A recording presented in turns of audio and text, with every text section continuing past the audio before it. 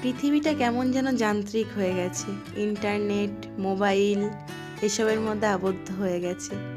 সেই আগের মতো আপনাপন না, যেটা বলে একদম আপন টান আর কিন্তু নেই মানুষের মধ্যে, জানেন তো।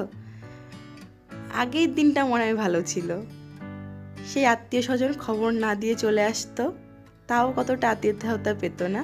আর এখন খবর দিয়ে এলেও ভাবে কি যেন না আসলেই তো জ্বালা।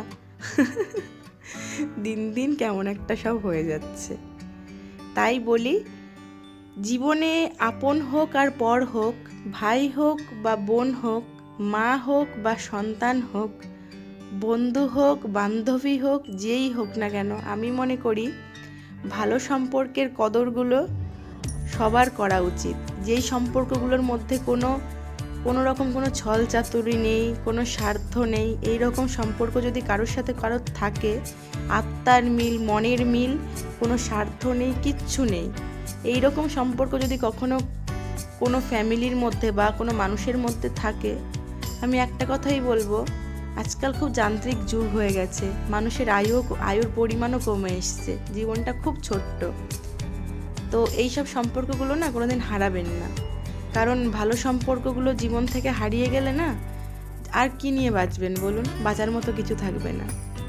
তো বলি, যদি ভালো সম্পর্কগুলো থাকে তাহলে সেগুলোকে বজায় রাখবেন আর নিজের পরিবার নিয়ে ভালো থাকবেন, দেখবেন সেটাই ভালো। জীবনে খুব কম সংখ্যক মানুষ থাকুক, কিন্তু মানুষগুলো আপন থাকুক, মানুষগুলো আপনার ভালো চাক এবং আপনি তাদের ভালো চান, এই রকম মানুষের সাথে সম্পর্ক বজায় রাখুন। আর সর্বোপরি নিজের পরিবারকে নিয়ে ভালো থাকুন। তো এর থেকে ভালো আর কিছু হয় না। আমি এখন এটাই মনে করি, জীবনে অনেক মানুষের কখনো দরকার নেই, কিছু অল্প সংখ্যক বন্ধু বান্ধব, কিছু অল্প সংখ্যক নিজের লোক থাক, এতেই জীবন সুন্দর। আর বাকি যারা স্বার্থ নিয়ে মেশে, তারা দূরে থেকে ভালো থাক, আমিও তাদের আশীর্বাদ করি, তারাও আমাকে আশীর্বাদ করুক, তারা ভালো থাকুক, ব্যাস এইটুকুই।